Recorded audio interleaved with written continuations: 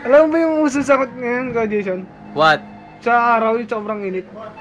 Because of the sunset, you know, the sun is below 45 degrees, about 65%, you know. And what the other question, man? Ano ba tawag sa sakit na yun? Yung Osteoporosis.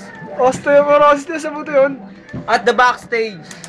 Backstage. Giving me ice candy, man. Paano ba nakukuha yung sakit na yun, Ka Jason?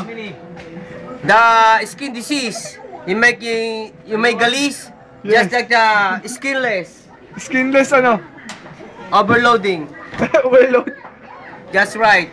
Hindi, paano yun? Paano tumatakbo sa katawan mo yun? Para ano? You see the blood pressuring the overloading of the skin, you know, it's evaporating Diba? about your skin, put in mouth disease and your head. You're making galis. About my change, man, it's okay. Yun lang, Ka Jason. Wala na ka sa Dota, Ka Jason, may ilang ka? Sa Dota? Dota? Dota, don't ever think about it. Thank you. Thank you. Thank you. Bye-bye. Alright.